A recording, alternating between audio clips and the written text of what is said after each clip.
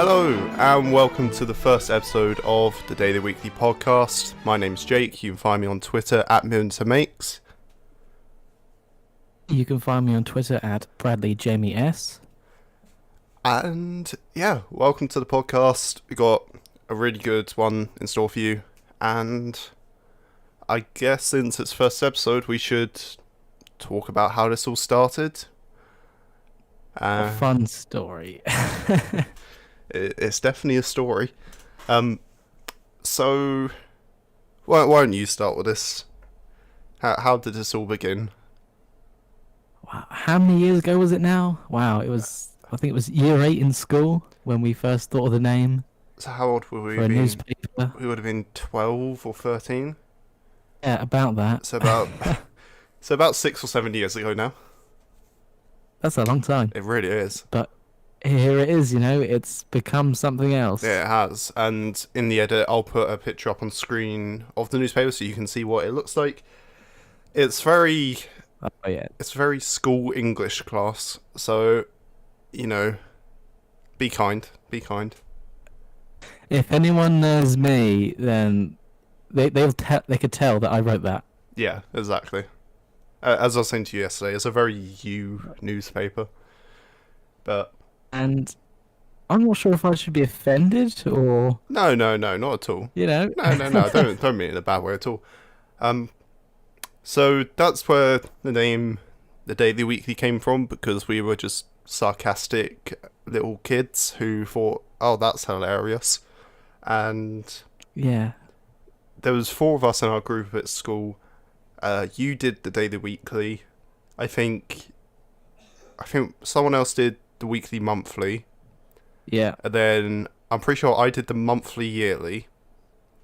And then someone else did the yearly decadely. Decade. Yeah. And I think. Yeah. Yeah. I remember on that newspaper it said, well, I think it was delivered every second month of every second year. Yep. Something like that. Yeah, I believe it does. So hopefully our podcast will be a bit more frequent than every second month of every second year. But honestly, it's kind of worked out like that, because we first had the idea to kind of turn the Daily Weekly into our podcast, because I think back in 2018 we had sort of rough sort of discussions about maybe starting a podcast, because we love talking, and we can go on for hours, but and then we was trying to think of a name for it, and then it was just kind of obvious, because it was kind of a running joke with us at school, the Daily Weekly. And then that's a good name to use. It really is. I think it's so catchy. And it just 2 years later, when we finally decided to actually do it, here we are. Yes, here we are. Let's see how long this one goes for, but we can certainly try. It's the best we can do. So yeah, I mean, what a better time to start doing this than now? Everyone's got time on their hands. Let's just give it a go. Yeah, everyone's at home. We've all, we got time for people to listen, time for us to actually record it. It works out really well. So, I guess with that, should we move into our first topic? Disney Plus, the UK launch. Yeah. So, what have you been watching? I've been watching The Simpsons. I've been watching a couple of episodes of Star Wars: The Clone Wars. And just been kind of starting binging those series. What about you? Honestly, I've been watching a lot of Disney Channel stuff. Right. Reliving those childhood years. Yeah, I think I remember seeing on your Instagram or something that you was watching Sweet Life. Yeah, that's right. Yeah. And Wizards of Waverly Place, they were the shows. See, when I was younger, I never got into Wizards. That's my favourite one. It's just so good. I watched Sweet Life. I watched what else did I watch? Sweet Life. I watched That's So Raven, I think. Oh yeah. Because the Disney Cinematic Universe, that Hannah Montana, Sweet Life, Yeah, That's So yeah. Raven, they're all in the same universe, and they have the occasional crossovers. They did some big crossovers. Yeah. Like, sorry, Infinity War had nothing on that. I know, tell me about it. Um, but yeah, I think Disney Plus in the UK, it came out at the right time because Yeah. with obviously everything that's going on in the world right now, everyone's at home. We're all wanting to binge stuff. We're all wanting to, just get into a series, whether it's one we've already seen, whether it's a brand new one. We're all at home. We're all kind of just waiting around for this whole thing to pass, and Disney Plus Yeah. is definitely it's definitely kind of eased that transition into home life. It's almost as if they knew. The big guys at top of Disney, they knew. Yeah, That's let's not get into conspiracies about did Disney knew about this the whole time. Hey, they own The Simpsons now. All right, I'm not ruling anything out. I mean that is very true. So obviously with Disney Plus, we're getting a lot of new original content for it. But Yeah. what do you think about theatrical releases being released on Disney Plus? So movies like Black Widow, that's obviously now been delayed till I believe November 8th. So, and there was a lot of talk about that being first premiered on the Disney Plus streaming platform, but obviously that's no longer going ahead. What do you think? I think it depends on the film. If definitely family films, I think Disney Plus would be a great idea for that. Yeah, But yeah, it would work obviously, but then I feel like from a business standpoint, they would lose some money yeah, from all the definitely. cinema goers who would rather have that experience. I mean, and I think you and I both fall under the category of we like going to opening nights of movies. We like, like just that kind of cinema energy that you get with seeing a movie for the first time. Like when we went and saw Yeah. Endgame, like that was magical, to say the least. It was what a showing that was. Yeah, and like, like you heard people like gasping when certain things happened. You heard people like sort of cheering. It was great. It was. Yeah, and you wouldn't get that experience at home. I mean, you might with your family, You but could certainly try. Yeah. it's not on the same level. No, definitely not. I think having Disney Plus original content, as much as I would have liked to have Black Widow, in a couple of weeks or whenever it is, I think holding off that theatrical release is definitely like their best move that they could go with, because like you say, they'll lose out on a lot of money. Obviously it's Disney, it's a big conglomerate. They have Yeah. billions and billions, but at the same time, they make these movies to make money. They make these movies because it's a business move. Yeah, yeah. At the end of the day, this is people's jobs here. It's for us casual viewers. It's something fun, but there's a lot that goes on behind the scenes. Yeah, definitely. And I think Disney Plus releases, even though I feel like we're gonna get to a stage where Disney Plus gets Disney movies, they've been in, cinemas and whatnot. I think we'll get them much quicker than we will a Blu-ray release or like a DVD release. Yeah, Even though nowadays yeah, definitely. it only takes like a month for movies to get onto DVD after they've been in cinemas. Like I'm old enough to remember when it took like 6 months Yeah. before the DVD came out. yeah, exactly. I can't remember what movie it was, but there was this one movie that I saw when I was really young, and it just felt like a lifetime waiting for the DVD of it. And Yeah, it's just. But then they go on your shelves, and then you never watch them again. You just want that kind of initial kind of rewatch of it. yeah. But yeah, I Like I have a lot of Blu-rays Yeah. that I've only watched once, if that. yeah. It's. I think that's just where the industry's headed. To be honest, I think. We're all so just inclined to go to digital media now. So things like Netflix, Yeah. Hulu, I was about to say DC Universe, but let's be honest, is anybody really watching it? Honestly, I haven't seen that. I didn't even really know about it. No, it's definitely released. I don't think it's released in the UK, but Yeah. I don't know. It just feels like they knew Disney Plus was coming, so they was like, oh, quickly, let's, get this going. And from what I've heard, it has a lot of issues, and it's not a particularly polished website. But Yeah. speaking of that, I guess, do we think that Disney Plus has the kind of longevity and potential to overtake other streaming platforms like Netflix, Amazon Prime, Hulu, etc.? It's a hard one because Disney Plus is very much family. It's aimed at the families and Yeah. the younger guys. Yeah. So there are certain things like that with Netflix would do that you'd never see on Disney Plus. Yeah, definitely. And I think where, obviously Disney have this kind of huge umbrella of like different properties that they own. So Marvel, Pixar, National Geographic, etc. Yeah.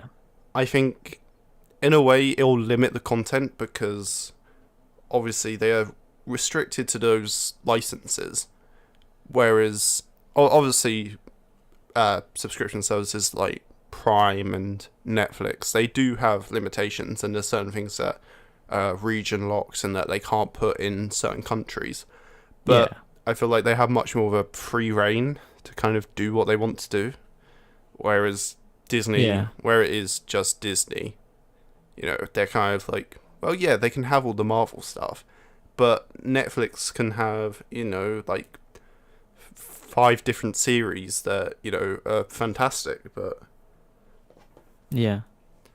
it's I think it'll definitely get close, but I don't think many people will be completely switching away from Netflix and Prime. No. Speaking of some of the, their own materials, their own content coming up, what are your expectations for the upcoming Marvel shows? So I'm very excited about them. Me and you are both massive Marvel nerds, to put it in that way. Definitely. I'm really looking forward to them, and I think that, numbers wise, they'll do phenomenal because, of course, they will. It's Marvel, like they'll definitely. Yeah. Like, I think when they release, they'll get more subscriptions on Disney Plus. Like, that'll go up just, with every new episode, every new series. Yeah. The one that I'm most excited for is WandaVision, because Oh, really? yeah, I'm really, really excited for it. I just think that there's a lot of stuff they could do, and I've heard whisperings about stuff. So Okay. what are your Yeah, sorry, go on. I suppose with WandaVision, they can do a lot with, given what it is. There's a lot of doors they can open. Yeah, and I'll tell you after the podcast what these whisperings are. But from what I look forward to from it. what I've heard and read, it's a lot of setup for the future of the MCU, and just what it's gonna turn out to be. So, what are your expectations and hopes for the Disney Plus shows? Honestly, I think they're all going to be good. They usually are from Marvel and Disney. I'm not just saying that because I'm a fan, or maybe I am, but it's they're quite different. Each show that they're doing is its own thing. It can stand on its own. Yeah, definitely. So, and I think my favourite, I might just be a bit, part of a crowd here, but Falcon and the Winter Soldier. That's my one at the moment. Yeah. At the moment, for me, out of the 3 initial ones we're going to get, obviously we're going to get Miss Marvel, She-Hulk, Moon Knight later down the line. But out of the 3 initial ones, it goes WandaVision, Falcon and the Winter Soldier, Loki, and I'm not going to lie. Apart from the apparent, is it Time Variation Society or something? Yeah. Yeah. I have genuinely no kind of piqued interest in Loki. I think that It does seem like just a way to keep the character around. You know, like Yeah. his arc is done. Like I liked him. He was a good character, and the way he developed over the films. But this, it's for me, I don't know. They're just trying to keep him around. I think out of all of them, this feels like the most money grabby show, and I hate saying that because we do love Marvel. You know, we love most of what they do, but it feels like obviously, you know, everyone and their mother is a fan of Loki Yeah. and Tom Hiddleston, and I feel like that's why they're making this, just to appeal to that kind of section of the audience that are just like, I mean, I don't blame them for doing that, Yeah. but no, I don't at all. I mean, it's a very good business strategy. It just, for me, they've run that character as far as, you know, he can go. For me, I have, yeah. if he had stayed dead in Infinity War, spoiler alert, by the way, if you haven't seen Infinity War, but it's been 2 years, I'm sure you have. Yeah. I would have had no problem if they kept him dead in Infinity War. I'm going to ignore that voice crack, but yeah. Moving swiftly on. So, you know, the Disney Fox deal is done now, It says, but there's still a lot of goings on with that. mhm. So do you think that's going to help boost the audience for Disney Plus? I think as soon as they start releasing content to do and in association with Fox, I think that's when the that kind of boost with the Disney Plus audience will be evident. I mean, I checked recently, and Yeah. you know, all the old X-Men movies, I think apart from Logan, are on Disney Plus, and Oh, okay. I mean, obviously, they can't really have Logan on there because of just how gory it is. Sorry, Logan and Yeah. the Yeah. 2 Deadpool movies. Yeah. But I think it will help Disney Plus in the long run. But initially, you know, I think, you know, your average Joe, they won't know that, you know, Fox and Disney were ever separate. But Yeah. yeah, I think See, one thing I've noticed is that, you know, since this, obviously, especially as it's still fairly new in the UK, is that you know, a lot of the promotions have featured The Simpsons. Obviously, that's Yeah. a major Fox yeah, thing, and now they're saying, "Oh, look, we've got The Simpsons. Come and come to us." and I mean, I'm not gonna lie, it worked for me. It definitely did. Like, Oh yeah, me too. You know, having like all the episodes Yeah. there, it's great. Like, but they're really using that, and that's definitely bringing people in. who owns Futurama? Does Fox own? I believe they did, yeah. Because I think Fox had them, and then they cancelled them a couple of times, and then I think another network got them, but yeah, I don't know the full logistics. because I mean, Futurama, out of any of the Matt Groening shows, Futurama's far and away my favourite, and Really good. it's absolutely incredible. And I wish every day that Disney Plus would have it up. But anyway, yeah, what do you think about the Disney Fox merger? Do you think it will have kind of long-lasting benefits for Disney? Do you think? Of course it will. I mean, it's too early to tell, you know, as a casual viewer, but there's a lot that they can do. Yeah, Although saying that, again, like, you're not going to see anything like rated higher than a 12. You know, there's no 15, no yeah, 18, nothing mature, no. So that will, you know, that's blocking out a specific demographic of people there, but yeah. And I think it's. especially with, like, I think in the with movies that have theatrical releases, I think Disney will eventually get to the point of being like, okay, you know, we'll do an R-rated Deadpool movie, we'll do, you know, a couple more sort of edgy I guess, X-Men movies Yeah. with some darker characters. But I think in terms of Disney Plus, obviously there's some kind of like very loose adult themes in some of the content, but I think overall, they're definitely making it to be as family friendly as possible. And I mean, yeah, I think the amount of content they've got now is great at the moment, and it can only improve. Impressed when I first signed up to it, I was like, oh wow, this is on here. Yeah, I forgot this was a thing. yeah. So it was good to see it there. And to be honest, that's a complete opposite experience as to what I have with Netflix. I go on Netflix, sort of like, oh yeah, surely they'll have this movie or this show. You search it, especially in the UK as well. Yeah. Our Netflix is atrocious. Yeah. But you search it, and then it's like, oh no, it's not there. Then you check Prime, oh, it's not there. And then before you know it, you're on some Yeah. dodgy back alley free movie website. And yeah, I don't know. Disney Plus, I think there's a lot of content for, especially kind of, sort of it being a very new release, especially in Britain. So Yeah. So, do you want to move on to Well, our next topic, or?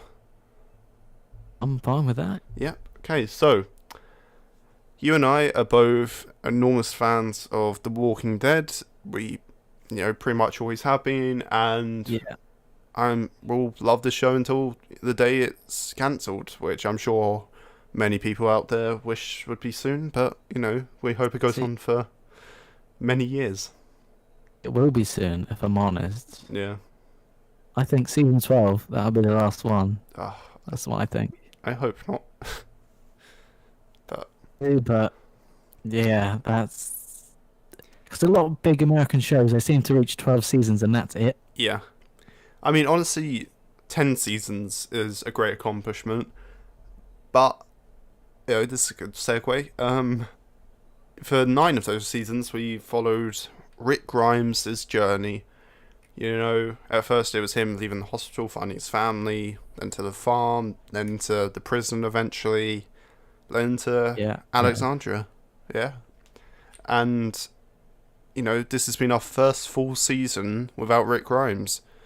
As, we know he left last season. Episode 5 was his very last episode.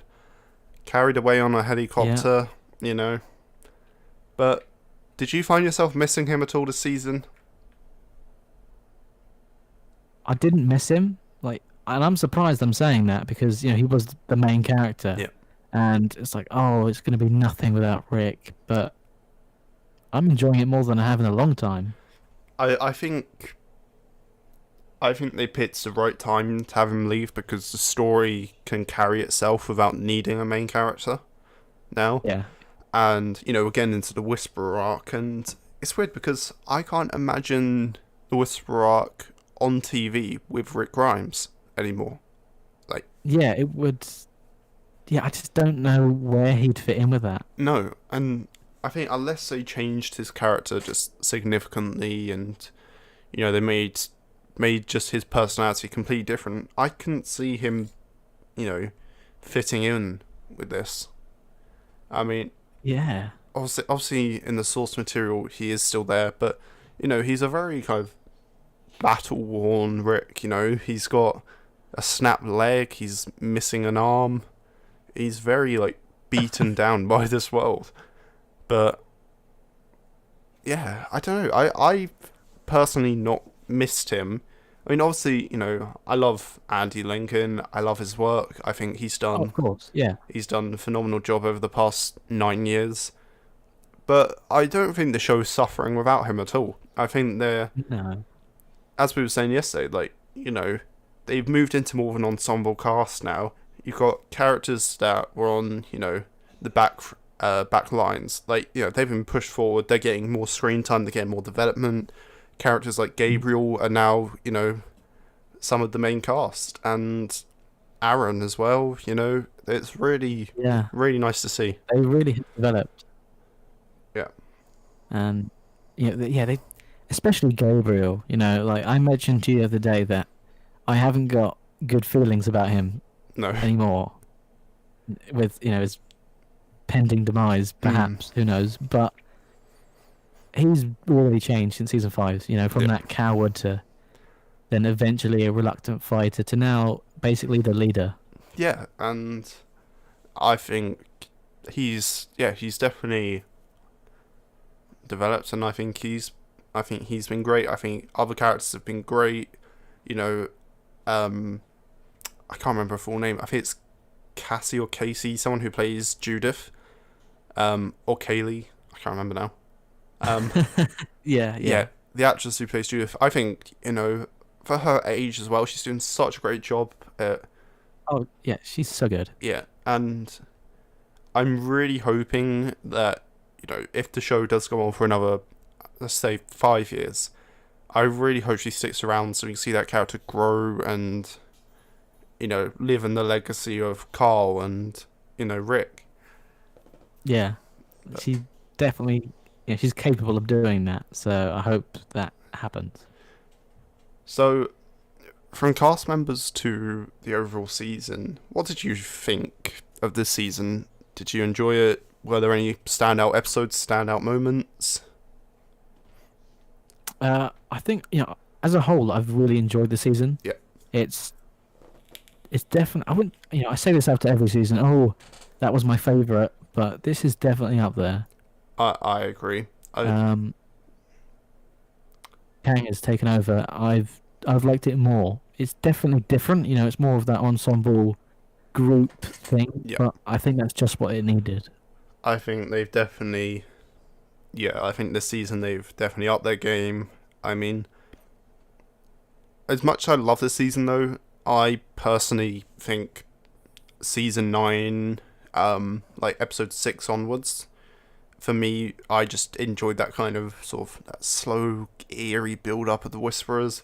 And we still do have that this season, but obviously they're established. We know who they are now. We know Alpha, we know Beta. We'll get on to them. But, Yeah. I think last season, it was just that kind of like, oh, like, there's Whisperers amongst this herd and stuff. And I'll never forget the promo. If I can find it, I'll put up a small clip on the screen. But, it's that scene of Daryl on the hill saying, like, there's a storm coming, and it zooms in on the back of that Whisperer as they just turn slowly. Yeah. Oh, it's just... oh, it was perfect. I love that. That's one of my favourite promos for this show. But, did you have any standout episodes? I don't know about any standout episodes, but as I've said already, I enjoyed the season as a whole. But I felt, definitely were, they raised the bar higher than others. Yeah. I think definitely, like the beginning and the end, which they normally do. Obviously, it's the beginning and there's a bit of filler. Yep. And then it gets builds up again. But yeah, I think, I agree. I think.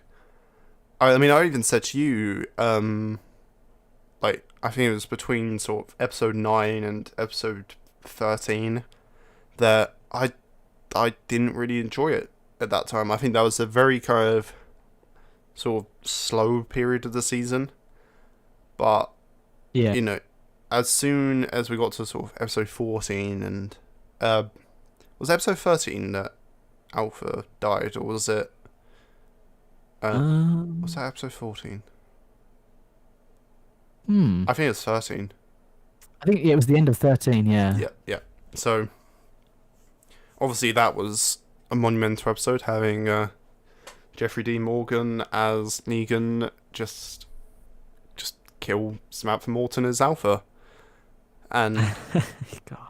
it was great. And I think just from that moment, it really kind of upped the ante. Episode 14 was great. Episode 15 was great. I think for me, it was just all the stuff in the cave I had pretty much no interest in. Yeah, it was hyped up to be this big thing, but then, when they get out the next episode, Yeah. But, I mean, obviously, as well, in this second half, we had Denai Guerrera as Michonne leave, her final episode. mhm. What, Yeah. I'm not going to lie, I feel like I'm going to miss her more than I do Rick, because I was really, really looking forward to seeing her just kind of step up as kind of, not necessarily the main character, but a very, like, in the forefront character. And I mean, obviously she has been for the past few seasons, but even more so becoming this very kind of just strong character. And, you know, obviously she's now off with that huge group of people that we can only That was a lot of people. we can only assume is either the CRM, Civil Republic Military, or the Commonwealth. Yeah. Uh, Yeah. Yeah, what did you think about her final episode then? See, before it aired, I didn't have high hopes, because it was very much its own standalone thing. Yeah. I felt it broke up the pacing of the rest of the season Mm-hmm. with the main Whisperer stuff. But when I watched it, I was happy. It wasn't what I'd ever expect to happen. No, I mean, But we've talked about this, like, just between each other, like, we're fine with the whole, she finds evidence of Rick thing. But that phone, I mean, it felt very much so like they just assumed that we wouldn't really understand the boot thing.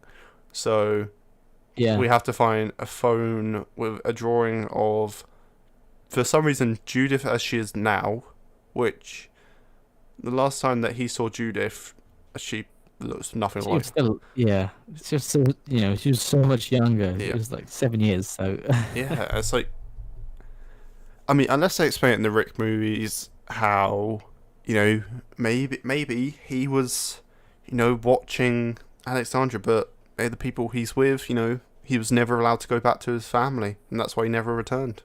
yeah, But it's a story for that. Why he's been gone and never come back. they need to explain it, because his daughter was there, his, well, not wife, but, Michonne was there, all of his family, Yeah. and, Daryl, and just everyone they built this bond with. Michonne was pregnant. Yeah. He had a son on the way. But he didn't know that, though, did he? Well, no, that's a good point. But he, I mean, they had that scene about him being very, just, how should I say this? Very explicit Rick with Michonne in that one scene. I don't think I remember that.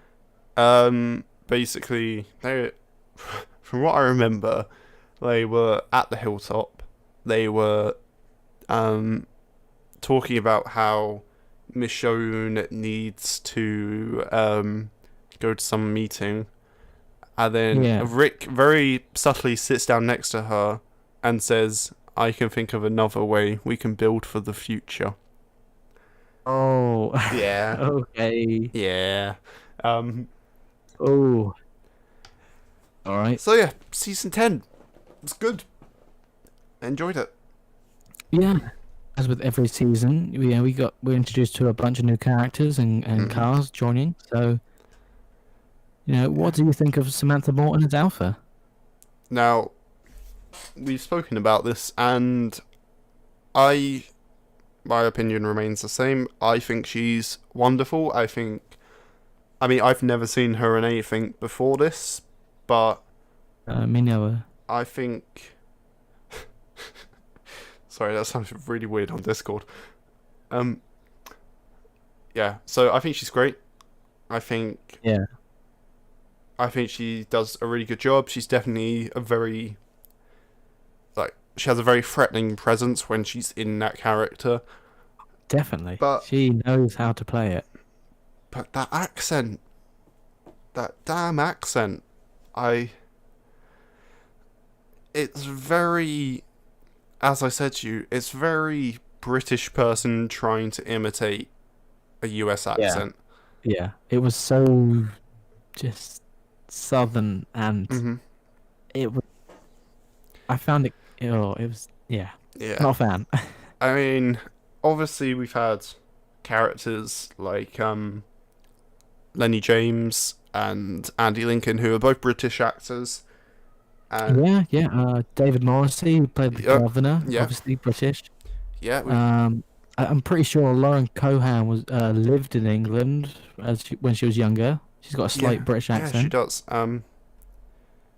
And So, I think, oh, British guys out there doing us some good. yeah. Tom Payne, Jesus. Yeah. Just try to think if there's anyone else now. The woman who played Jadis, I'm pretty sure. Yes, I'm pretty sure she was as well. Um, That's more than I thought originally. Now looking back, that's quite a lot. But I definitely, I'm not sure if they intended for her character to sound like that, because whenever I read Alpha in the comics, I never pictured her with a southern accent. At least not that southern. Yeah. That obviously they film in Atlanta, but I never got that far in the source material, but from what I did know and what I did read, yeah, the on-screen portrayal was not what I thought it would be. I mean, I'm not complaining. No. She did a great job, but it wasn't comic book. That wasn't what I thought. No. And I think it was a good thing, because I've said to you a few times that the Whisperers are a very comic booky idea. Yeah. And just the whole premise of, like, just some random men and women just dressing up in the decaying skin of humans. Yeah. I mean, hey, with the way things are going, if it ends up, like an apocalypse outside, then, we might find Whisperers. We might find people using shows like this as a guide. I mean, I don't recommend that. No, I mean, that's a scary thought. And I mean, we're very close to that kind of apocalyptic kind of just outlash of people at the moment with everything that's going on. But I think out of all the groups from the show, I mean, at least the Whisperers don't eat people. Like, if they did that, then I mean, as far as we know, they don't. they could, I guess. I know, but then they'd be like, "Oh no, we can use that for our army." But yeah, they can't. It's a resource to them. You can't eat that. Yeah. I tell you what. One thing I'm not a fan of with the TV Whisperers is I don't like that chant of, "We are the end of the world." Like, I get it, but it feels very on the nose to me. Yeah, as they kind of have that slow kind of march in that, Also, like, I don't know. There's definitely some kind of continuity stuff with the Whisperers, and how like sometimes if they move in a certain way, then the walkers will notice them, but then other times they'll be in there just talking like pretty loud for the Whisperers. Yeah. And just never noticed. And that kind of leads on to my next point is that we've seen the group use the guts trick to get out of sticky situations before, but the Whisperers, hey, let me just wear a mask and I'm good to go. Yeah. Like, that's the thing. Like, I don't know. Obviously, they've got like Greg Nicotero and Angela Kang. Like, they have their ideas of how the whole whispering guts thing works. What kind of gives away to a zombie that it's not another zombie. Is it the scent? Yeah. Is it the looks?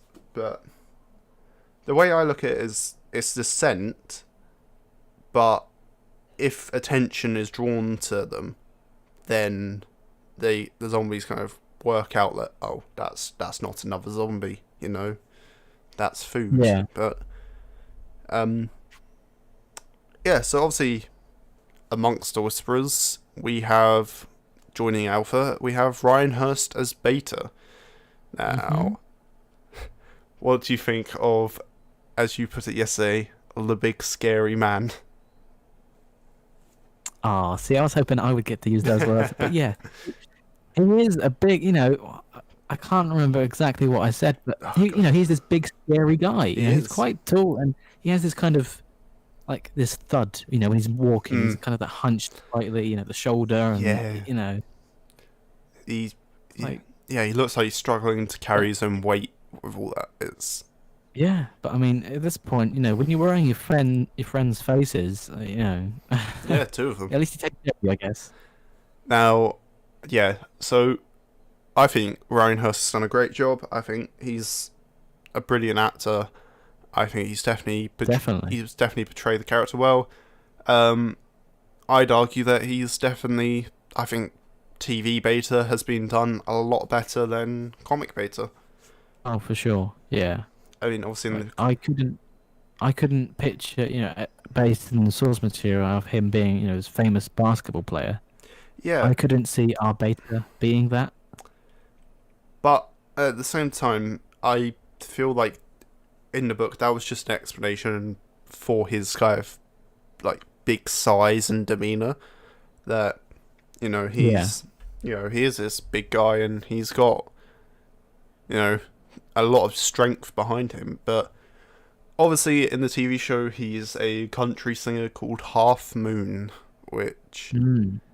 you know I just that scene of him when he's in that, I think it was a bar, when he's listening to his own music and he goes out on the balcony with just that Oh massive yeah. herd of walkers, replicating that whole thing of when he was human he was kind of playing this part for other people. He had an audience, he had a fan base, but Yeah. now Alpha's dead, he's going batshit crazy, and he's more, for all intents and purposes, he's more dead than alive now. He is, one with the walkers, and I guess him standing on that stage is kind of a metaphor for, the world's turned into this dead world, and now he's finally turned into that himself. And, obviously he was a very kind of, Yeah. brooding, deadly character, but he was still human. But with Alpha's death, I feel like that was his last sort of clutch of humanity he had left. And Yeah, definitely. I mean, I didn't. Yeah, when I watched the episode for the first time, I didn't notice that. The whole stage and him mm, on top and everything. But looking back, obviously, it does make a lot of sense. yeah, And that was like he's not a leader. no, He's trying to, but he's definitely more of a right hand man. I think that's the thing as well Um, is that he generally is taking he's taking offense when they call him Alpha, yeah, and like he was about to kill that one whisperer in the latest episode yeah, 15, and yeah, it is crazy that he's obviously to him he for realistically he hasn't accepted that Alpha's dead, because I mean he was talking to her decapitated head for half an episode, and yeah. But I guess when you've lost so much, yeah, like I can tell he's just so annoyed, with our groups. mm, To him, anyway, like, that's how he sees it. They are the problem, and now Alpha's gone at their doing. yeah, He's angry. I'm not saying I feel sorry for him. Or I'm no, not trying to I'm just trying to see it from his eyes. That but I mean he is. I mean it's that thing of everyone's the hero in their own story. Like Yeah, no one ever tries to be the villain, but yeah, definitely. I feel like we've obviously had flashbacks with Alpha and how she used to treat Lydia, and how she manipulated her into kind of believing that it was her own father that was abusing her, but then obviously we get the reveal that it was Alpha the whole time. And Yeah, that whole time Alpha was believing that it was for Lydia's own good, it was for to make her strong. She couldn't call her, what was it, mama or whatever. And for Alpha. yeah, they had to they had she was, yeah, she was the hero in her own story. She thought she was helping Lydia grow into a stronger kind of, I guess, Alpha 2.0, Like, but then, yeah, then obviously the events of season 9B happened, and now Lydia Yeah. is one of us. So Well, the whole Alpha being Lydia, I thought that was a good spin. You know, it's Mm. not the typical abusive father that we see. mm, You know, it was good to show that it can be anybody. You yeah, know. yeah, definitely. And I think I I liked that idea as well. Is that Alpha wasn't just kind of turned into this by this new like apocalyptic world. That this was always her. You know, Yeah. she was always this kind of cold, heartless, just evil person that would abuse her own daughter, and yeah, it's just. But Yeah. It's the world as we know it, as they know it. yeah, It all was for her. You know, she mm, embraced that. yeah, and it's really weird though because obviously, Alpha she still loves Lydia, but well, she did up until pretty much that scene where she's fighting with Daryl, and then when she's saved, she's like, I'm Yeah. free, like I'm Alpha, like I am, like I'm not human anymore, Yeah. and and then Yeah. she, before Negan ends up killing her, she has every intention of just murdering her own daughter, and She was going to do that because she believed that was the right thing to do. exactly, and I think it's just really great kind of character development and storytelling when you can not emphasize, but you can understand sort of where they're coming from. It's like with Alpha, Yeah. obviously she just wants the best for her daughter in the sense that she wants her to be strong and kind of have that sort of independence from everyone else and be this sort of hardened survivor. But at the same time, Yeah. she doesn't go about it in a good way at all. So yeah. Yeah. So obviously, in the last couple of episodes, we've been introduced to a brand new character who, to many comic fans' disappointment, Princess. She's played by let's try to say his name, Paola Lazaro. I'd assume it's Paola, not Paola. Look, I'm just going to say this. If you're listening and we got your name wrong, we're sorry. We're just reading off the Yeah. paper here. It's... Yeah. But, you'll understand. Uh, But, hey, you're doing a great job as the character. Exactly. Yeah, I think that she's been done a lot better on the show so far than she ever was in the source material. And she actually, I found myself sort of smiling and sort of like laughing at some of the stuff she was saying. Like, when they're in that garage, like, oh, is there a map? Can I hold the map? And it's like, oh, like Yeah. she's so happy to be around all people, and oh, it's great. And I tell you what, that one line where she's like, Queen sounds old and pretentious, and then Ezekiel, nice to meet you. I'm Ezekiel. It's He really wanted to say it. yeah. He's just so used to being that, somewhat royal figure, I guess. But now that, the princess is in town, move out the way, king. Yeah. You might have the face of a 30-year-old and the hair of a 90-year-old, but, your time's up. Yeah, I mean, but no, I think She's a great character, yeah. yeah, I think I've always loved her kind of character design as well, and her costume design, because it's so kind of outlandish for this universe. It's not the kind of dark grey tans and greys that we normally see, and Yeah. I think it kind of reflects her personality as well. Is that she's this very kind of bubbly character that, realistically, she doesn't fit in with this world. Obviously we've still got to see World Beyond, but she's probably a character that would fit that show a lot more naturally. But Yeah. She's so just cheerful and happy, which is Yeah. Interesting, the fact when she's been alone for so long that she's still, she Mm. hasn't given up.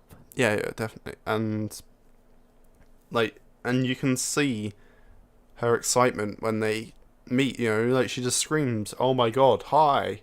It's, yeah, and Yeah. she has all her, Walker mannequin displays, and that's Yeah, great. she has a lot of fun. Yeah, I think that's. I think she's one of those characters that kind of, in a different way to Alpha, they kind of like just sort of flourish in this world. There's like, yeah, like I can be whatever I want to be now. So Yeah, if you think back to when Morgan was alone in his town in the episode Clear from season 3, and how he reacted, he went crazy. yeah, He was up and everything, but then you see Princess alone in a big city for God knows however long, yeah, and she's had some fun. yeah.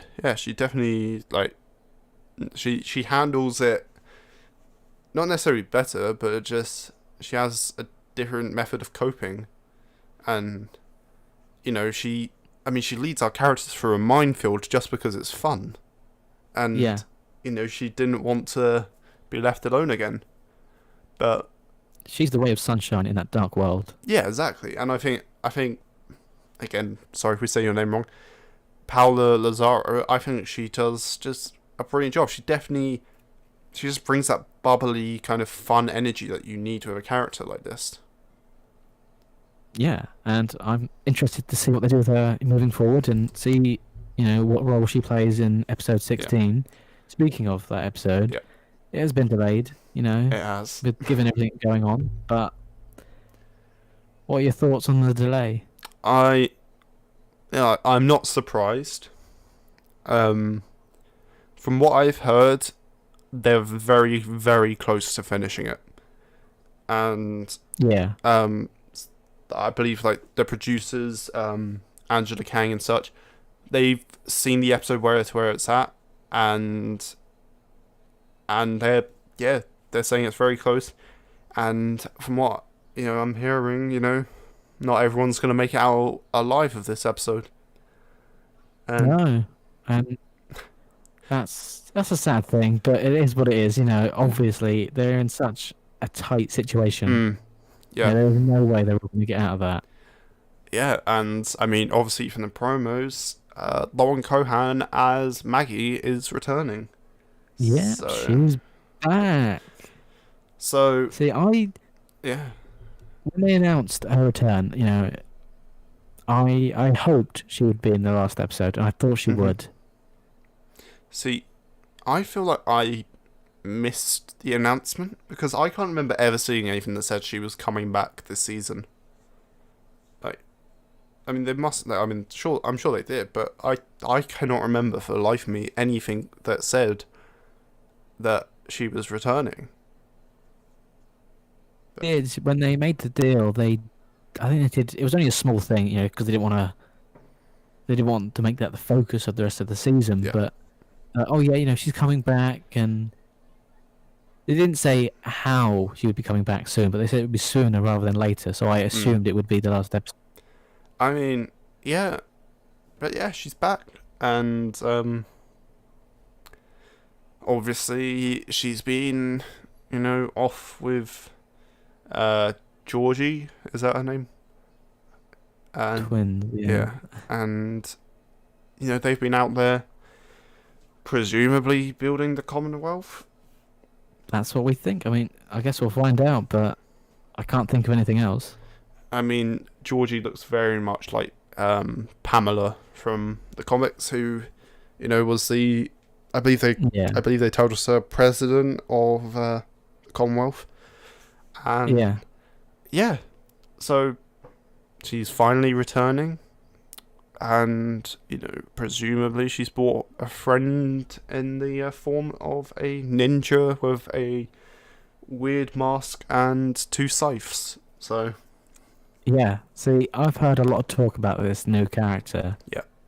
Some people think, oh, it's Morgan. Yeah. It's a similar mask and coat. Mm-hmm. But, Morgan's busy doing stuff down Texas way. He's doing his own thing.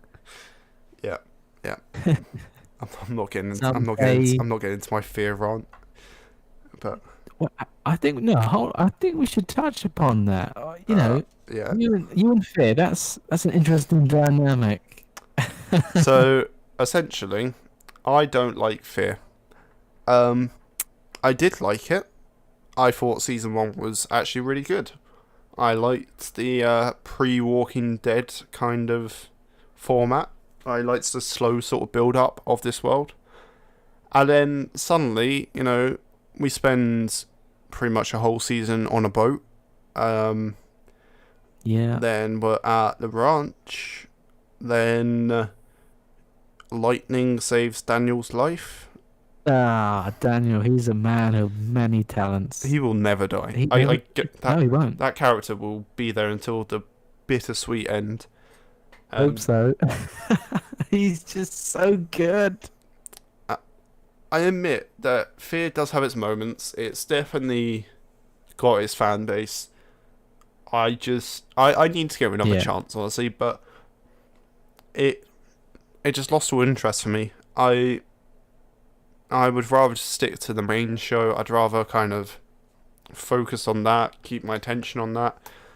But I get where people are coming from. I get that it's definitely done well, and as far as a spin-off goes, it's done its bit. I just don't find enjoyment in it. I think that the characters aren't particularly interesting. I think the story is just bland, and I mean the color palette is also very, very bland. I mean, No, since season 4, it's gotten very grey. The color. the show is in black and white now, but from the teaser trailer I watched the other day for season we're on, it looked like there was color. It actually looked like there was color. So yeah, maybe season 6 is the next one. so maybe I'll have to catch up. But give it a go. It's like the show based on convenience, Morgan finding them, Dwight finding them, Sherry, Daniel surviving about 50,000 things. Like, what happened? He was, what was it? First the fire in the house. Yeah. Then I think. Then he was the lightning. And then then he was shot in the face. Been shot in the face. Yeah. I'll never forgive them for that. The dam blew up. Yeah. Then the dam blew up. And then presumably after that he's died and been reanimated about 50 times. So yeah. What a skilled barber. I know. But yeah, he's yeah. So anyway, I guess that was our episode 16 conversation. See, now season 11. Did I say season 16? I meant episode 16 if I did. You good. Yeah, season 11. What are your expectations? First, I thought this Whisperer stuff would be done by season 10. Mm-hmm. And I think they are towards the close, but now I'm thinking it is going to carry over just slightly. I would agree. I think that, I think for the most part, the Whisperers will be defeated in the finale, whenever we do get that. But I think they'll definitely, keep Beta for a little bit. I think they'll just keep him out in the wild and see that he's sort of, alone. But I think eventually they'll kill off the character. I can't quite remember how he dies in the source material. But yeah, they have to kill him off. Like, they can't do another Negan with him, Negan, they had their reasons for. Obviously, Carl died, but he saw another side to Negan. He saw that man that cooked him spaghetti, and held Judith. And as much as I'm really enjoying Ryan Hurst, I don't have the attachment to him that I do to Jeffrey Dean Morgan as Negan. So, yeah, I'm with you on that one. So I don't have any problem with them killing his character off. Yeah, and I think that will definitely happen. I mean, it might be the first episode of season 11. Yeah. You know, they might do some sort of cliffhanger. Mm-hmm. I don't see it happening this side. No, but I mean, obviously, the Whisperers aren't the only group that we've had and that we've got coming up. The Commonwealth, as mentioned before. So Yeah. obviously, we have Eugene, who's been talking on the radio with Stephanie. She's been singing was it a Metallica song or a I think I can't remember now. I'm useless when it comes to music. It was either a Metallica song or just another really famous band. But anyway, yeah, so they were singing to each other, which, if anyone out there sings Stranger Things, it reminded me of a certain scene from season 3. But, yeah, obviously we're going to get introduced to the Commonwealth. Rumour has it, potential spoilers for episode 16. We're going to see one of the white armoured, quote-unquote, stormtroopers from the Commonwealth. Those guys. Yeah. So it's... Yeah, apparently we're going to see one of them, and they're definitely setting up the Commonwealth, and we're definitely going to get to it eventually. It's just a matter of when. I'd assume that we'll actually arrive at the Commonwealth maybe halfway through the next season, maybe a bit later. Yeah. But The group that they're building up would be the CRM. yes. Yeah. And A group full of mystery. yeah, did you see that promo on Twitter? The I don't think I did. the 3 circles with the 3 shows, and then it kind of I remember now. Yeah. yeah, then it kind of closed. It was like all will be revealed, and so apparently you're gonna have to watch World Beyond to find out about the CRM. But Like their main kind of backstory Yeah. on that show. Which, and then, yeah, from the you promos. know, there's Sorry, go on. focusing on all the 3 shows, and I get it, it's going to be this big reveal. But Yeah. then it takes away from the main show, I feel. I'd agree. Like, you can't start something on one and then finish it somewhere else. Like, I don't mind having tie-ins, but, Yeah. you know, And I mean, for all intents and purposes, like, you know, like The Walking Dead, it is the main show, and you know, the other shows, you know, as bad as it sounds, like they are just spin-offs. Like, they are byproducts of the main show, Yeah. and for me, I'd rather the CRM story arc started on The Walking Dead and finished on The Walking Dead. But yeah. you know, as far as I can remember, they haven't even mentioned the CRM on the main show. Like, Apart from the helicopter, the 3 circles, we don't know anything. yeah, definitely. But then obviously in Fear, didn't you have one of the soldiers from there?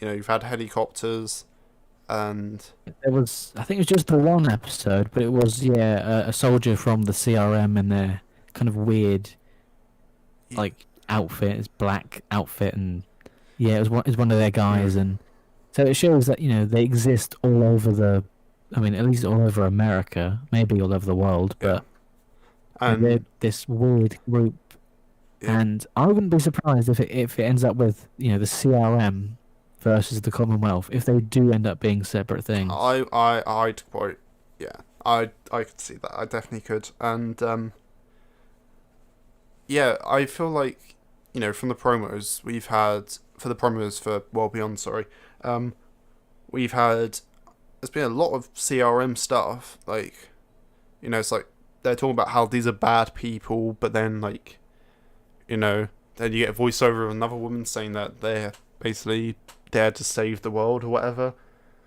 and Yeah. I have no idea what they're going to end up being, to be honest. No, but I guess that's part of, you know, the grand plan. We have to watch all 3 shows to find out. I mean, it's a good marketing strategy. It really Oh is. yeah, But yeah. yeah, so I think that wraps up our Walking Dead season 10 review and season 11 preview pretty well. Yeah, So yeah. moving on to our next topic, another show that we're both really enjoying at the moment, we're absolutely loving, is Fox's War of the Worlds. Ah, what a show this is. It really is. And please don't look at the IMDb ratings. It does the show no justice. This show No. is incredible. You know, we're both a fan of that kind of post-apocalyptic world sort of approach. Like, you know, we both like sci-fi and kind of thrillers and aliens and things like that. Yeah. And like this show does it really well. It's, you know, from the get-go, it isn't H.G. Wells's original book. It's completely own, you know, monster, but it's great. It really is. It is, yeah. They've definitely, you know, apart from the name, there isn't much in common as of No. yet. But, you know, they're definitely given this whole new take on its fresh spin, and hmm nice to see that. Yeah, yeah. I think they're really just like smashing it with this show. Now, obviously, as we said, it's very different. There's no tripods for one. A staple of the War of the Worlds franchise. But you know, one of the main characters in the show, Bill, he's been saying a lot that, you know, the little robot dogs that we got, you know, there isn't, you know, they might not be the last sort of line of defense. You know, these might just be the kind of front soldiers, so to speak. And Send them out to see what it's like before the real guys come in. yeah, and I just I love things like that. I love that kind of like ambiguity and that kind of like, oh shit, like we don't know what's coming. You know, none of the characters do, and we don't. And I think I've just been loving it. But the version I watched was almost entirely, well, obviously it was originally a French show, and you know, Yeah. was originally fully broadcast in France and I believe some other places in Europe as well. But Yeah, I think even Africa got it before us. yeah, I'm pretty sure I remember hearing about that. But they yeah, so a lot of the characters are French, they speak French. I'd say it's probably about a 50-50 divide between the English sections and French sections of the episode. Yeah. But But, you know, rest assured, the version I've watched on the TV, there are subtitles. You are good. the version I Although you watched, didn't have that no, same experience. no, the version I watched didn't have any subtitles, and anyone that knows me knows that I don't speak a lick of French, so No. it was, But- yeah, but If you're interested, it's on Now TV at the moment. You know, you can watch it subtitled on there. Don't worry, guys. It's fine. Yeah. but it's definitely, like, I didn't take anything away from my enjoyment. I still love it. I still was able to follow it quite coherently. I think it's just mainly little bits of dialogue that, you know, pass over, but Yeah. I thought it was bloody great, and you know, obviously there's a lot of mysteries surrounding the characters. Now I've seen every episode, but you haven't, have you? No, I've only seen the first 6 so far. And I believe there's 8 episodes, so I'm nearly there. yeah, you are. Just a couple more weeks, and you'll be there. But it ends in a really just odd way. But yeah, it's great, and you know, I'm hoping that it gets renewed for a second season. It hasn't yet, but Yeah. from what they've said, pre-production on it has started. You know, they've presumably got scripts ready to go, and they're probably working on it and trying to get renewed as soon as possible. So let's hope. I really hope they do manage to get a second season and many more, because it definitely seems like, similar to Westworld, they have a plan. It's a multi-season plan, Yeah. and they want to be able to get through it. Yeah, definitely. And So I wouldn't be surprised, you know, season 2, season 3, when we do see some tripods, you know, when the real guys start coming down. yeah, but I agree. I think it's definitely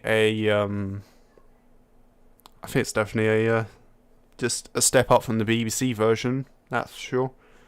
But if you are looking for a very kind of, not even really purist, but similar to the source material War of the Worlds, then the BBC version's the closest we've ever gotten to it in terms of the time period and things like that. But Yeah. this version, like, it just does it so much better for me. It feels like there's a much higher budget than the BBC version. Yeah, definitely.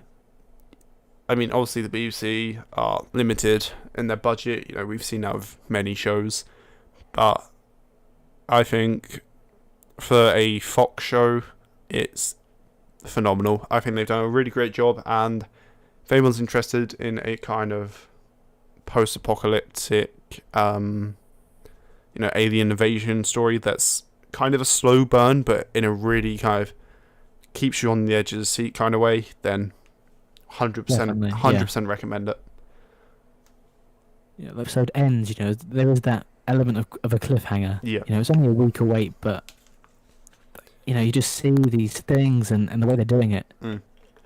Like in one episode where the mum, I can't remember the character's name. No. When she, her and her kids are in the hotel room, they're camping out, they're on the road. Yeah. And she just pulls back the curtain and just sees Mm-hmm. a person running, screaming, and then you think, oh, what's going on? Mm-hmm. And then you just see it. These alien robot dogs. They're coming down, and it's that fear. Like, what is that? I don't know what this is. What's going on? Yeah, definitely. And Another version would be the 2005 film starring Tom Cruise, obviously. Yeah. And I don't know if you've seen that, but I haven't seen that since I was about 7 years old, so yeah, I haven't watched it in a while. But before the series, that was the closest we had to a modern adaptation. Yeah. And it had the tripods, it has the whole story basically. Mm-hmm. And all, but Yeah. apart from the name, they're not comparable, really. I think that's the thing. You can't. Yeah, this. Honestly, it isn't War of the Worlds. It's just its kind of own sort of entity, but it's just under that title. Yeah. But it's very much so its own show. And yeah, it's just really well done. Like, we love, as I said, like that kind of post-apocalyptic vibe of shows and movies. Like, and this captures it really well. But it still feels like there's a lot more to come. Like, it doesn't feel like oh, like this is it. Aliens have invaded, and this is our lives now. It feels like, oh no, this is like the easiest it's going to get for these characters. Like, this is going to get worse, like a lot worse. Yeah. And yeah, there's some really great characters. Emily, for one. Obviously, there's a whole story with her and her being able to regain her sight, apparently, when she hears that weird kind of alien pulsating noise. So Yeah, and the ability to stop the dogs. yeah, that's She seems. If I was in that world, I'd want to be with her and Bill. Bill was great. he really is easily just my favourite character of the show. Definitely, he knows as much as the rest of them do, but Yeah. he's got that academic background, science and all. He's trying to figure it out. Yeah. But It is great. And well done, Bill. That's what I'll say. well done, Bill. Yes. So I think that pretty much covers War of the Worlds pretty well. And unless there's anything else you want to add? No, the only thing I'll add is that, if you are interested, it's on 9 p.m. every Thursday on Fox. Otherwise, Now TV is the place to go. Brilliant. So I guess now we're on to just some sort of general topics of the week. This is where we'll just cover any kind of news to do with the industry that isn't specific to certain properties and such.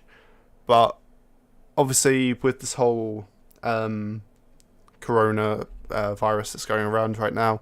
There's been a lot of delays in the industry. As I mentioned at the beginning of the podcast, Black Widow's been delayed until November. The Walking Dead's been delayed until later on in the year. What are your feelings towards this? I mean, obviously, disappointment has to be the main one, right? It's disappointing, but I'm not surprised. Yeah, definitely. I totally understand it. At the end of the day, it's lives and it's jobs and all that. Yeah. But as the casual viewer, like James Bond has been pushed back. I was looking forward to that. Yeah. Fast and Furious. I mean, although maybe that's a good thing that movie's not out yet. Maybe it'd be a good thing if that movie never came out, but I'm not sure if you've seen the trailer for it yet. yeah. But I have. oh dear. You see, It's I wouldn't say I'm a huge fan of them, but no. I enjoy them. I watch them. Although this one, it's lost me. Oh, it's just that scene of them swinging between like a mountain and something else with a bloody like rope this chain. Yeah, on a rope, and it's hooked to the car, and they're flying through the air.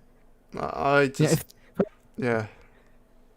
Oh, that wouldn't happen. And if it did, it'd rip part of the car off, and they'd just fall, and they'd die. That'd be it. It feels like a Tom and Jerry sketch. That's what it feels like.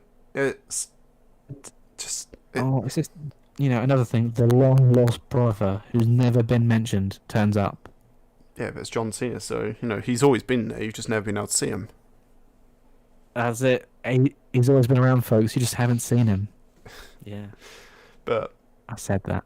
Oh, obviously, obviously, there's nothing we can really do about it aside from advising anyone that's watching just to stay home, please. Like, we're wanting this to pass as quickly as possible, and it'll pass so much quicker, and the amount of cases will go down. It'll plateau, and then it'll start lowering if you just stay home. But yeah, we've all got a role to play, and there's plenty of stuff to watch, including us. Yeah, of course. Stay tuned, guys. We've got a lot of stuff planned. Of course, we definitely do. And as we were saying earlier, Disney Plus, Netflix, there's a lot of content to consume, and we'll be here every Monday at 6 p.m. talking about it. Giving our thoughts on maybe old shows that we've never watched, brand new releases, like anything that we can talk about, we're going to talk about.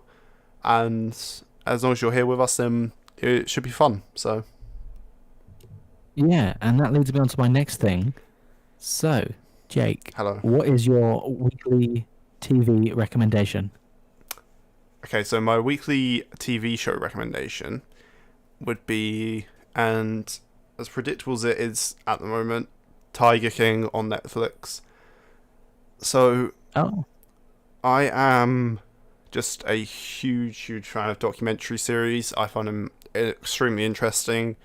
They're very much so kind of things I can just put on and sort of not necessarily switch off, but just kind of just watch and sort of just find them interesting and find them kind of moving in a sense.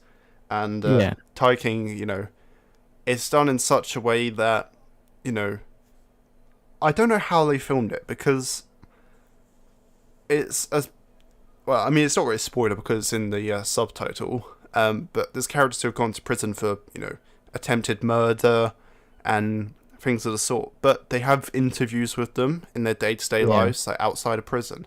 So I'd assume that they wanted to make this documentary maybe a year or two ago. They started filming it, and then maybe it was going to be scrapped. But then developments on the case happened, so they were like, "Oh, get the cameras rolling again." So it's really interesting, and I know you're not particularly a huge documentary fan,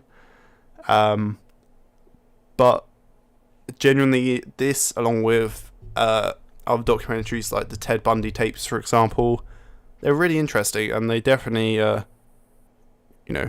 educate you on some not so great people, some not so great situations. But they're still interesting, and they're still... See, it's always hard for me to say that they're enjoyable to watch, because they're not ever really good events that have happened, but the portrayal of those events is good. And the cinematography, the interviews, the interest that you have in these people. It's it's well made, is how I put it, and I definitely recommend it. It's not for the light-hearted and people who aren't really comfortable with knowing certain things about people and such, but it's definitely interesting, and I would recommend it. So, I mean, sorry, go on. I've got a confession to make. As you know, I'm not a documentary fan. Well, I am, but I'm probably part of the small population who's been living under a rock. Yeah. And a Netflix documentary. I think I might have seen like the Amanda Knox one or something, because I did that for college. But apart from that, I haven't watched the Ted Bundy ones, the Madeleine McCann, Tiger King. I had no idea. I definitely recommend it to, like, if you're interested in that kind of thing. Like, it's definitely well done. So, what's your TV show recommendation of the week? Been doing a bit of research lately. Okay, I knew I had to do this, and I was on Amazon Prime, and I came across this show called Under the Dome. Right, and now it's not what I expected. I'd seen this before, I'd heard about it, so I thought, I'll give it a chance. And it's basically, this rural town in America. This mysterious dome appears over the town, and nobody knows what's going on. It's a science fiction mystery, so there's a bit of there's not knowing to that. And I've only just started it, but there's 3 seasons, 39 episodes overall. Right. And it was based on a Stephen King novel, so I mean, it's going to be good, right? I don't know. The Dark Tower was that was a thing, but moving on from that. Yeah. But it's. I've only just started, but there is so much mystery to it, and I'm giving it a go. I'm sticking by it. And a funny thing was, in one of the episodes, a character referenced that The Simpsons had done this before, with the whole dome thing. Oh, that's great. So if it turns out, if we get a flashback, right, of the government, and the helicopters dropping this dome down, with the big plungers, that'd be brilliant. See, I haven't ever read that novel. I've briefly heard of the show, but never really had a strong inkling to watch it. But no, that definitely sounds interesting. Yeah. But I've tried to avoid reading any spoilers or anything, so I can't say much more than I have, and I don't want to spoil it for anybody else. But there's just something to it, and I have a feeling it is gonna, we're gonna go deeper down in this rabbit hole, and this town has its own secrets, and then this dome appears. Something doesn't add up. From what I've heard, this is a very low budget show. Am I correct? Like, it's not. We're not talking Westworld budget here. Some of the graphics and the effects, and even some of the music used is typical for like a low budget production, but away from the quality of the show and the story and the characters. No, definitely. I have to check it out. So, do you have a movie recommendation for this week? Now, a movie recommendation for this week, right? Well, if I'm honest, but I would be lying. I don't want to lie to you guys out there. I mentioned American Hustle last night, but to you, and that was the first one I pulled off the DVD shelf. Right. If you couldn't tell. Right. Okay. So. But I will run over that again. If nobody has seen American Hustle, watch it now. Right. It's this kind of thriller, comedy, bit of drama. Set in 1970s, 80s America. It's got an all-star cast. Christian Bale, Jeremy Renner, Jennifer Lawrence, Amy Adams, Bradley Cooper. It won 3 BAFTAs, 3 Golden Globes, and it's like 2 hours long. Get out there, watch American Hustle. No. It's not based on a true story, but there are elements of it that were. Right. Okay. It's worth a watch. No, it sounds good. So What about you? my recommendation is The Platform on Netflix. It's a Spanish thriller movie. Oh, And essentially what it is a tower of prison cells with 2 cellmates per prison cell. Now, this is just one prison cell stacked on top of the other, like for hundreds of floors, right? all right. And in the middle of each cell, Yeah. there's a rectangular hole that every day, once a day, a platform will descend down with just a platter of food on. Now, obviously, those at the top, they get everything that they want, all the food, they can just gouge themselves, and then the people at the bottom get nothing, basically. And, it's a very kind of strong social commentary, but it's really well executed. Yeah.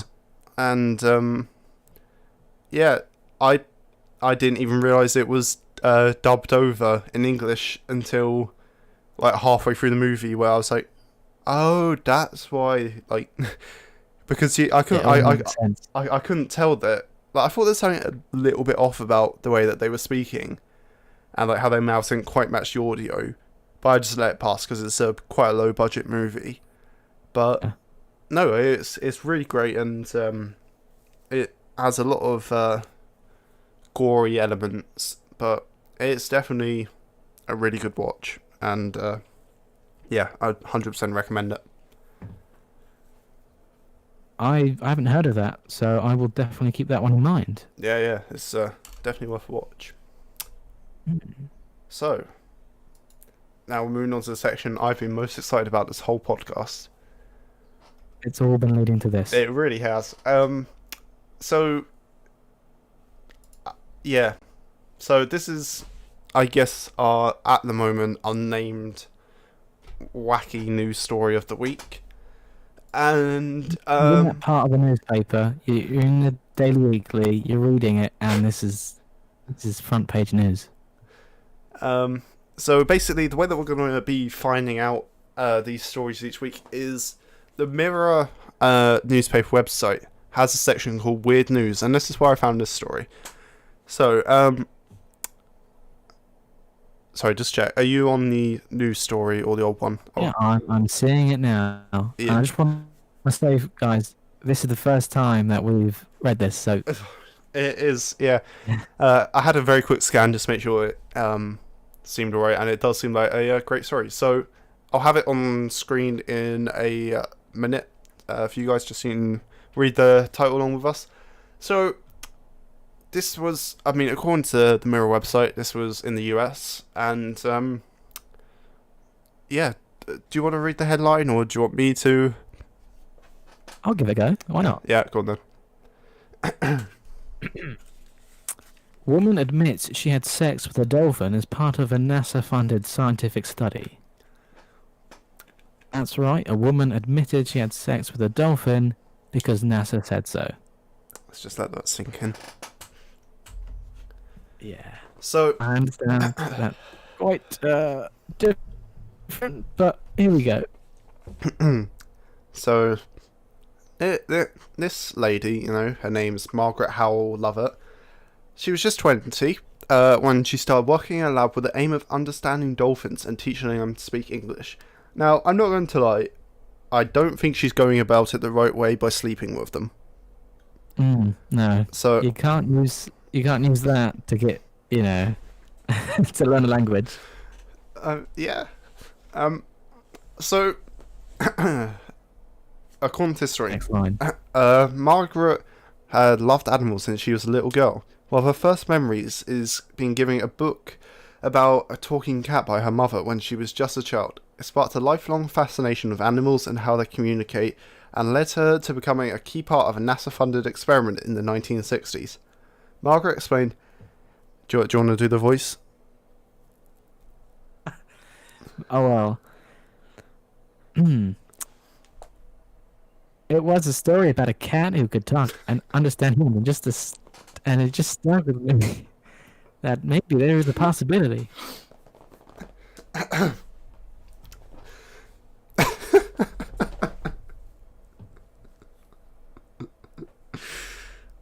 God. Hey? Oh no, I'm fine. So yeah, unlike most children, Margaret didn't grow out of dreaming about one day communicating with animals, and apparently her dreams came true in Christmas of 1963 when she was living in the Caribbean island of St. Thomas. That's nice. Yeah. Yeah. Margaret's brother-in-law mentioned there was a secret lab at one end of the island where they were carrying out work with the dolphins. It's not very And secret, is it? Margaret, Really? Like, well, she was unable to resist. of course she was. Have a look. And, she was greeted by the director of the lab. Yep. And, he was impressed with her. She was impressed with him. I think something else was going on. Right. She had marched up to him, told him she wanted to be involved, and would do anything to help. Anything. Anything. This is a real story, by the way. This isn't some intro to an adult movie. This is very real. So, Yeah. essentially, he allowed Margaret to observe these dolphins and write down everything she observed. Despite having no scientific training, she was skilled at spotting animal behaviour, and her place in the study was secured. So, I'll pop on screen now a picture of Margaret with Peter the dolphin, who's the presumably the lucky fella. So, What a nice dolphin. yes, he is a dolphin. Yeah, so Margaret remembers vividly the first time she observed 3 dolphins. She explained Peter, Pamela, and Sissy. Sissy. Sissy was the biggest. Pushy, loud. She sort of ran the show. Pamela was very shy and fearful. And Peter was a young guy. He was sexually coming of age and a bit naughty. I didn't know dolphins had a horny period of their life. Well. I mean, apparently they do.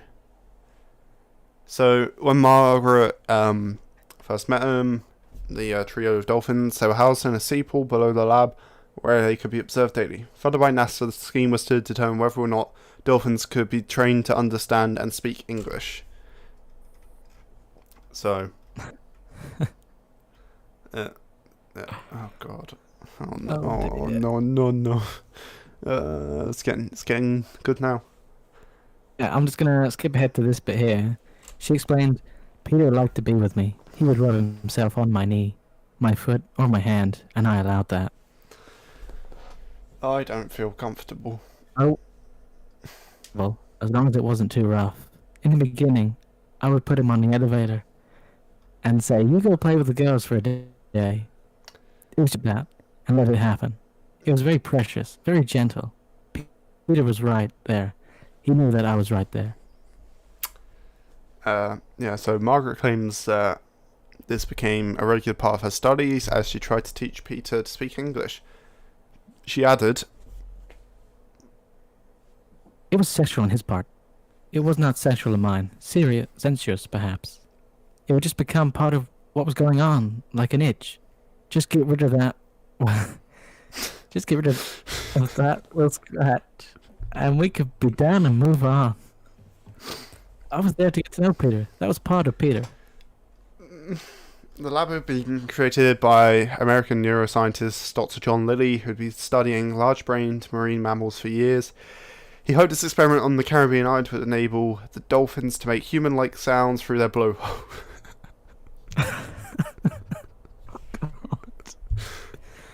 Oh dear. Yeah, enable them to communicate with humans. Yeah. Anyway, Dr. Lilly secured NASA's financial backing as he felt it would enable the understanding of the other intelligent life forms who use a different form of communication. However, what had started as an innocent experience became embroiled in a scandal by the time it closed down. Not only was there Margaret's relationship with Peter, there was also rumours that the dolphins had been abused when they were given LSD. So more of the story is don't shag dolphins. Because... And drugs. Don't do drugs, don't shag dolphins. Yeah. And let it rub Don't let the dolphin rub on your knee. don't let it rub on you. Oh no. No. So, yeah, I don't know how I feel about the story. So I don't. Yeah. I don't know why she'd admit it. Like, unless she's trying to get like just front page news with this. I don't know why you'd ever like announce or admit that, presumably dreadful part of your life. I don't think it was dreadful. I think she enjoyed it. She's proud of that. Would you be proud? Would you be proud of doing that, Bradley? Be honest with me. I wouldn't be proud. I wouldn't tell a soul. I wouldn't want to do that. But Margaret, Margaret, on the other hand, she loves a blowhole. Yeah, Margaret and her blowhole. That should be the. You know what?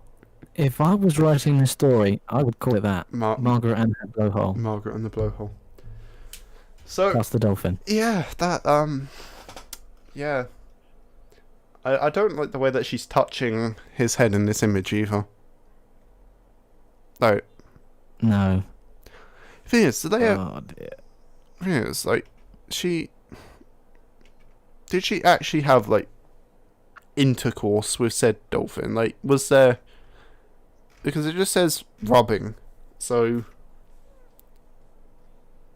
I mean. I don't really want to think about that. No, I'm just saying, like, this could be a complete lie of a headline. It could be.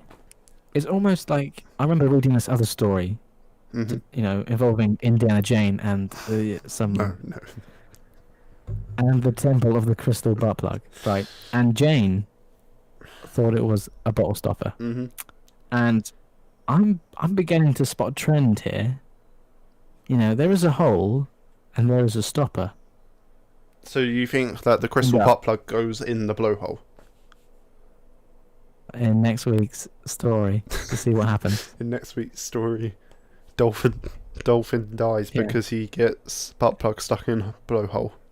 Yep. Right. I think. Oh dear. Oh dear. If anyone, I mean, no one's gonna know what we mean by Indiana Jane and the crystal butt plug.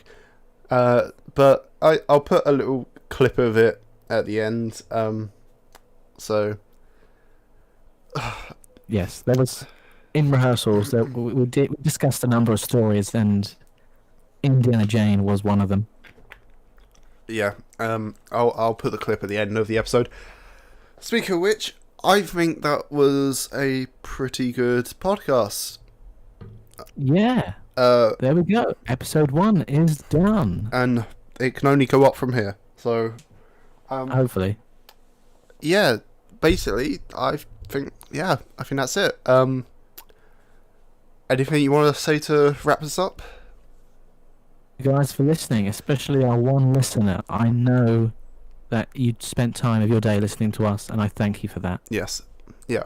And, yeah. So that was a lot of fun, and we'll be back next week, probably talking about some other nonsense stories and having a lot of fun. So, thank you for watching. See you next week. Yeah, thanks for watching the first episode of the Daily Weekly Podcast. Be sure to like it down below, hit the subscribe button, ring the bell to, see when we upload the next one. So, yeah, see you next week. Twitter. Yes, follow us on Twitter at Daily Weekly Cast, and. Yeah, see you guys next Monday. Thanks for watching. Bye.